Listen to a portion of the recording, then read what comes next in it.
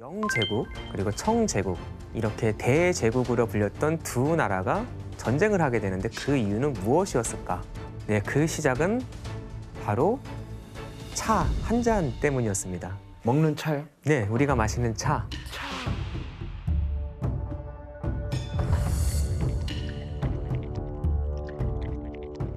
1658년에 런던의 한 신문에 꽤나 독특한 내용의 광고가 하나 실립니다. 한번 볼까요? 아, 네, 그 밑에 부분에 이렇게 돼 있어요. That excellent and by all physicians approved China drink, called by the Chinians cha, by other nations tea, alias tea, is sold at the Sultan's Head Coffee House in Sweeting's Rent by the Royal Exchange, London. 의사들이 의사들 네, 아, 맞아요. 의사들이? 약으로 썼나요? 당시 차는요, 음료라기보단 동양에서 온 약간 매지컬한 되게 신비한 음료처럼 여겨졌었습니다. 그래서 가격도 정말 비쌌습니다. 당시 차 가격이요, 1파운드 무게 3파운드 16실링의 가격이었는데요. 1662년 영국 국왕 찰스 2세가 포르투갈의 공주 브라간스의 캐서린과 결혼하면서 차를 먼저 접했던 그 캐서린 공주가 예물을 갖고 오면서 차를 대량으로 갖고 오게 된 겁니다. 이후 왕비가 된 캐서린은 왕실의 각 거처를 윈저성 아니면 서머셋 하우스, 차를 즐길 수 있는 예쁜 티룸으로 이렇게 꾸밉니다. 그래서 여러 귀부인들을 초대해서 함께 차를 마셨습니다.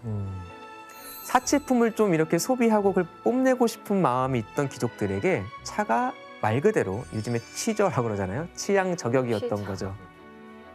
이렇게 귀족들이 즐기던 차가 시간이 흐르면서 중간계층, 더 밑에 있는 노동계층까지 퍼지게 돼서 말 그대로 영국의 국민 음료가 됩니다. 영국의 공장과 노동자 계층을 만들어낸 사건. 제 생각에 피터 씨는 잘 아실 것 같은데요? 그 산업혁명 아니겠어요? Industrial Revolution. 맞습니다. 네, 18세기 말부터 시작된 산업혁명이죠.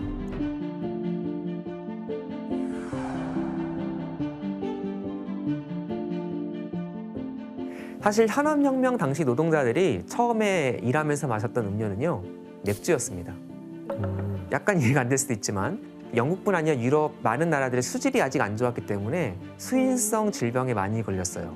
아, 콜레라 같은. 맞습니다. 네, 그래서 물 대신 맥주를 마셨어요. 아, 그러면 뭐 일하면서 신나겠네요. 그렇죠. 신나기도 하지만 이제 여러 가지 부작용도 생겼겠죠. 취하고 막. 맞아요. 그런데 항균 작용도 하고 카페인 덕분에 졸음도 방지해주는 차가 이 모든 문제를 해결해 준 거죠. 또 차가 여러 번 우려 마실 수도 있으니까 상당히 경제적이기도 했죠. 그래서 노동자 계급 사이에 차가 선풍적인 인기를 끕니다. 자, 이렇게 차는 누구나 즐기는 그야말로 영국 국민의 최애 음료가 됩니다. 피터 씨, 영국 사람들 차를 얼마나 솔직히 좋아하세요? 그 축구 좋아하잖아요, 영국 사람들. 그래서 전반전 끝날 때 그 전략 소비량이 엄청 올라가요, 순간적으로. 전력이? 네, 왜냐하면 그때 다 전자 포트? 그 주전자를 네. 켜서 차 한 잔 만드는 거예요. 아, 쉬는 축구 시간에. 보면서도 차를 마셔요? 네네. 뭐 드라마 인기 드라마도 네. 그 커머셜 광고 나올 때 그때도 팍 올라가요, 그 양요. 그래서 영국 영어 중에 fancy a cup라고 해요. fancy는 뭘 원해요? 이렇게 물어보는 거예요, 영국. cup는 cup of tea 줄여서. 그래서 cup of tea 마실래? 우리나라의 인사말로 밥 먹었니? 하는 것처럼 차 네, 마셨니? 맞아요. 하는 그렇죠. 거네요. 약간 영국에서 한 잔 할래? 근데 그거는 술 아니고 영국에는 차예요? 차예요. 네, 그 정도로 인기 많아요. 예상치 못한 위기를 초래하게 됩니다. 위기가 온다고요? 영국인들이 차를 많이 마시는 게 왜 문제가 됐을까요? 아, 너무 쉽죠. 차가 저 당시엔 비쌌잖아요. 근데 하도 저렇게 많이 수입을 해서 먹다 보니까 나라에 돈이 텅텅 비게 되는 거예요. 그래서 금전적으로 굉장히 문제가 됐을 겁니다. 제가 오랜만에 나오니까 그 사이에 정말 많이 역사적인 마인드가 생기신 것 같아요. 영국이 춥잖아요. 그리고 비도 많이 내리고 그래서 사실은 영국은 차가 나기가 좋은 땅이 아니죠. 차를 영국에서 직접 생산할 수가 없으니까 전량 수입을 해왔기 때문입니다. 야, 그럼 무역 적자가 어마어마하겠는데요? 그렇죠. 그것도 대부분의 차를 한 나라에서 독점적으로 수입을 하게 됩니다. 중국이겠죠? 중국, 그러니까 당시 청나라죠. 청나라에서 이렇게 많은 차를 수입해왔는데 영국도 청나라에 그럼 좀 뭔가를 이렇게 좀 팔아야지 수지타산이 맞고 이익이 상쇄가 되잖아요. 그런데 현실은 그렇지 않았습니다. 정말 큰 무역 적자를 보는 상황이 초래됐고 그 상황이 오랫동안 지속됩니다. 자, 그럼 차 때문에 무역 적자 문제에 시달렸던 당시 영국이란 나라의 위상은 어땠는가? 당시는 영국이 정말 황금기가 시작되던 그런 때였습니다. 세계 각지에 식민지를 건설하고 위세를 떨치면서 해가 지지 않는 나라라고 불리고 있었죠. 당시 영국의 청나라에서 수입해온 상품들은 차를 포함해서 비단, 도자기 같은 값이 많이 나가는 상품들이었습니다. 그런데 청나라의 그런 영국은 뭘 팔았을까요? 산업혁명이 있었으니까 맞아요. 예. 거기서 만든 옷 같은 거? 맞습니다. 산업혁명이 있었기 때문에 영국이 명공업이 되게 발달하거든요. 그래서 면제품 그리고 또 기계를 많이 만들어내니까 뭐 시계나 아니면 여러 또 장난감 영국이 청나라에 많이 팝니다. 그러니까 그래도 고가 아니에요? 그 정도면 좀? 그래도 차나 도자기 같은 고가의 상품에 비해서 훨씬 저렴했죠. 그렇지. 시계가? 만약 지금 그 차시는 그런 시계 생각하시면 안 되고요. 네. 근데 시계 값이 너무 비싸니까 일반 중국인들은 못 사요. 거의 다 궁정 황제나 귀족 집안은 많이 쓰지. 그러니까 이제 한마디로 널리 대중에게 팔릴 수 있는 그런 상품들이 아니었던 거죠. 청나라 입장에서 보면. 당시 청나라 사람들은 상류층은 주로 비단으로 만든 옷을 입고 중하류층은 면이나 배로 만든 옷을 입었는데 이 대부분이 청나라에서 이미 생산되는 제품이었던 것이죠. 그래서 영국에 파는 제품은 그렇게 매력이 없었던 겁니다. 근데 그걸 뭐라고 할 수 없는 게 강요하면 강매잖아요.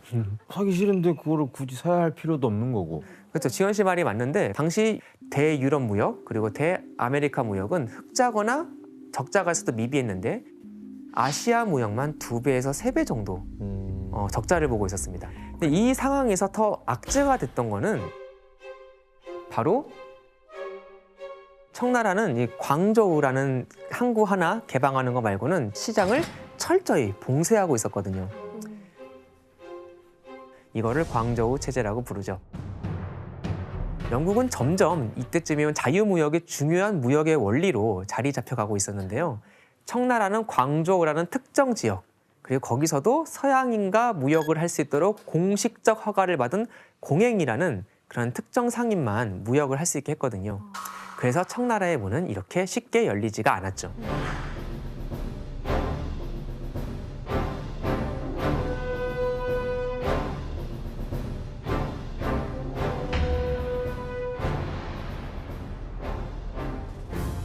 사실 그동안 영국은 청나라의 무역을 위해 여러 차례 문을 계속해서 똑똑똑 두드리고 있었습니다. 그 시작은 1792년 9월이었습니다. 영국의 국왕 조지 3세가 청나라에 사절단을 파견합니다. 당시 단장은 외교관인 조지 맥카튼이었고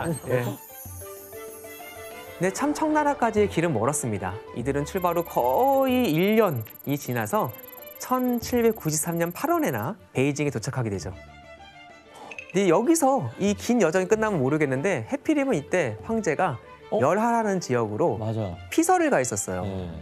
그래서 또 한 달이나 만리장성을 넘어서 어렵게 이 지역에 도착을 하게 됩니다.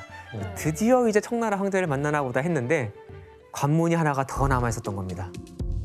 삼괴구 고두레라는 것 때문입니다. 그거 네. 우리나라 인조도 병자호란 때 이마를 이렇게 땅에 이렇게 막 찌를 정도로 맞아요. 인사하라고 했던 예, 그거 맞나요? 맞습니다. 대청국과 조선은 군신의 맹약을 맺었으니 309 고두를 행하라.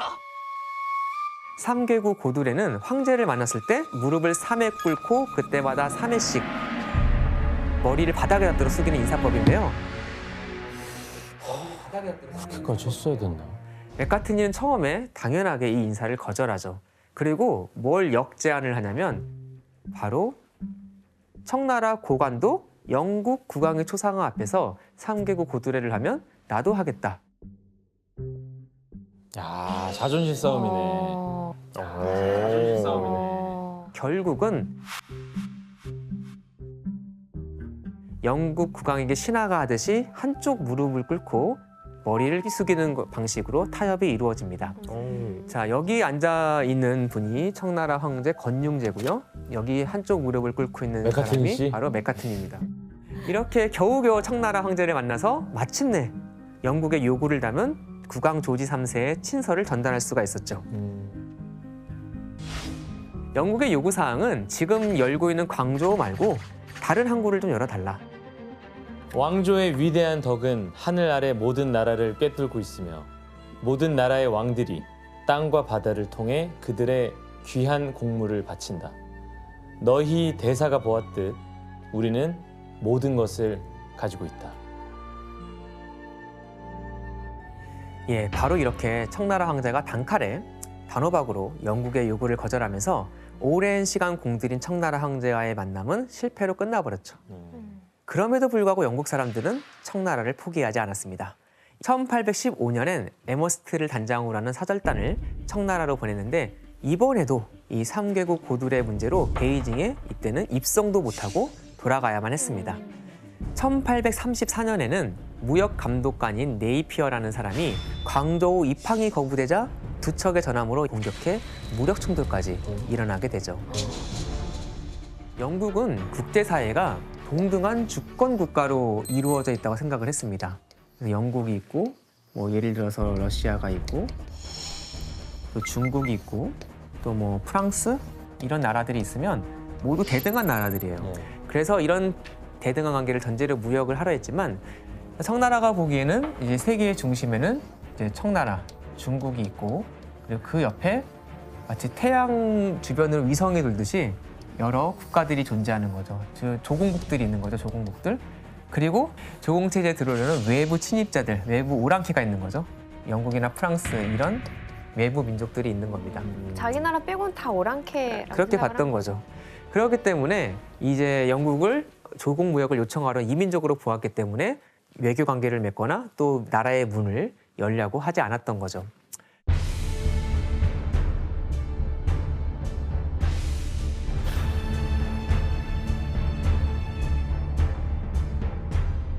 당연히 영국과 청나라의 거래량도 적었겠죠.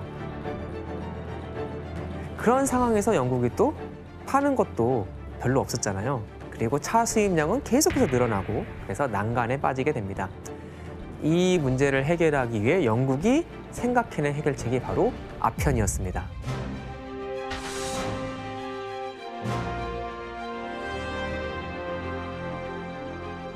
청나라뿐 아니라 대부분의 나라에서 아편은 마취제나 진통제로 사용이 되고 있었습니다.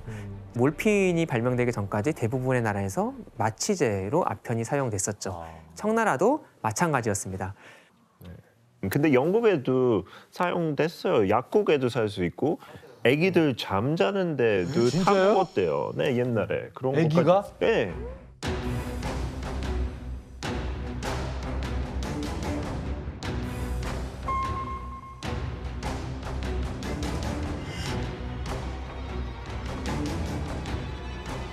그러다가 18세기가 되면은 소수의 특권층 사이에서 구하고 쓸 수 있는 쾌락을 위한 사치품으로 그 용도가 바뀌게 되죠. 그래서 특히 황실과 상류층 사이에서 아편이 아주 인기를 끌게 되는데요. 그래서 아편이 좀 이미지가 바뀌어요. 좀 여유 있고 교양 있는 사람의 상징처럼 여겨지게 되는 거죠. 와. 그래서 만약에 어떤 고관의 집에, 귀족의 집에, 아니면 좀 높은 사람의 집에 초대를 받는다. 제일 먼저 차와 함께 아편을 대접하기도 했죠. 그런 상황이 되어버립니다. 사실 영국이 처음부터 이 무역에 관심이 있었던 건 아니고요. 당시 처음에 청나라에 수입된 아편은 지금의 인도네시아의 그 자바섬이라고 있습니다. 인도네시아의 자바섬 아편이 청나라로 많이 수입이 되고 유통이 됐었는데 나중에 영국이 이 자바섬을 차지하게 됩니다. 그래서 자바와 청 사이 아편 무역에 끼어들게 되는데 그 과정에서 아편 무역이 꽤 이익이 된다는 걸 알게 돼요. 그래서 어쩌면 이 아편 무역이 우리가 그렇게 고민하던 무역 적자를 줄일 수 있는 열쇠가 될 수도 있겠다라는 가능성을 발견하게 된 거죠.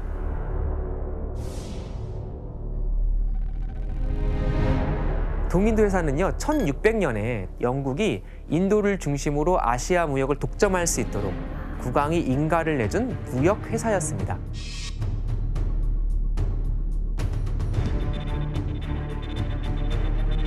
초기에는 향신료, 설탕, 면직물 등의 품목으로 무역을 하다가 나중에는 식민지에 직접 농장도 만들고 나중에는 사실상 식민지로 다스리기도 하죠. 사실 회사지만 영국이 거대한 제국을 건설하는데 동인도 회사가 정말 거의 큰 공을 세웠다고 할 수가 있겠죠. 그런데 왜 이 동인도 회사가 아편 무역에 적극적으로 나섰을까? 바로 동인도 회사에게 닥친 재정 위기 때문이었습니다. 동인도 회사가 인도를 정복하는 전쟁을 치르는데 이 정복 전쟁 과정 속에서 엄청난 부채를 지게 되거든요. 그래서 청나라에 무역을 해서 이익을 내서 이 부채를 충당하려 한 거죠. 당시 청나라는 공식적으로 아편 무역을 금지하고 있었거든요. 이런 상황에서 생각해낸 방법이 바로 밀 수출이었습니다. 직접 못 파니까 이제 밀 수출을 하게 된 거죠. 동인도 회사는 직접 밀 수출에 관여했다는 걸 알리지 않기 위해서요. 영국인 사무역상들에게 인도에서 생산된 아편을 판매했습니다. 그럼 이 개인 사무역상들이 청나라 연안까지 가서 거기서 청나라 밀수업자들을 만나서 아편을 파는 거죠. 와. 그리고 밀수업자들이 들고 광저우에 들어가서 파는 거죠. 당시 인도 파트라에는 아편을 대량 생산할 수 있는 공장이 있었습니다. 아편 원료를 반죽하는 것에서부터 공 모양의 덩어리로 만들어 건조시키는 과정까지 영국이 인도에서 아편의 대량 생산 체제를 구축한 거죠.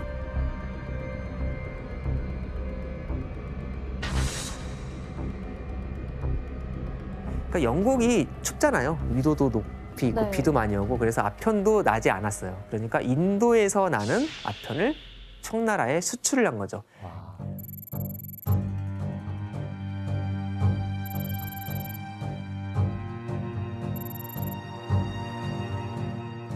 이전에 청나라와 영국이 교역을 할 때는요, 직접 교역을 할 때 청나라는 영국에 차, 도자기, 비단을 수출했고 화폐처럼 쓰였던 은이 청나라 쪽으로 흘러 들어가게 되었죠. 그런데 상강무역에서는 영국이 중국으로부터 차, 도자기, 비단을 수입을 하면은 은을 지불하는 게 아니라 식민지였던 인도에서 아편을 청나라에 수출을 해서 이 대금을 지불하게 되는 겁니다. 그리고 말씀드렸듯이 아편이 많이 팔렸다고 그랬잖아요. 여기서 흑자를 보는 만큼 결국 청나라의 은이 이제는 영국으로 아, 거꾸로. 거꾸로 청나라의 은이 영국으로 오게 되는 거죠.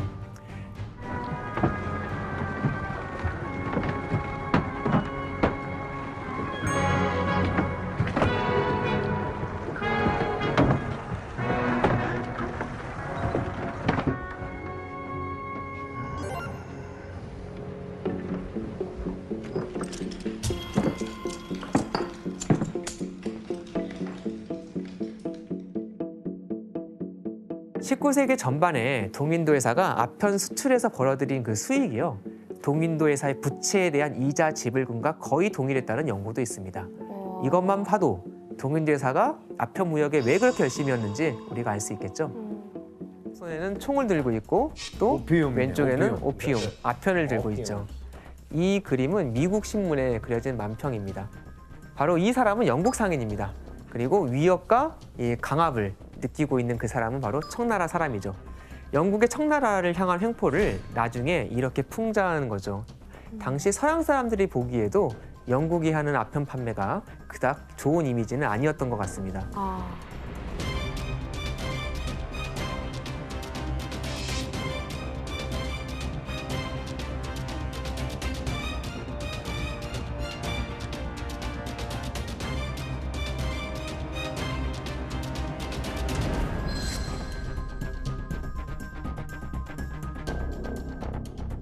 자, 그럼 이런 방식으로 당시 얼마나 많은 아편이 청나라로 수입됐는지 한번 그래프를 보겠습니다. 야, 톤이야 이것도. 자, 18세기 중엽까지만 해도요, 청나라로 수출된 아편의 양이 그렇게 많지는 않았습니다. 그러다가 1776년부터 아편 수출이 아주 급증하게 되죠. 이런 추세는 계속해서 더 강화되어서요, 청나라의 무역 흑자가 감소하기 시작했고 나중에는 적자로 바뀌게 되죠. 청나라가 당시 수입했던 물품의 약 57% 정도가 아편이었습니다. 절반 이상이 아편인 거네요. 그렇죠. 아편 하나로 청나라가 열리지 않았던 그 문을 영국은 열고 있었던 거죠.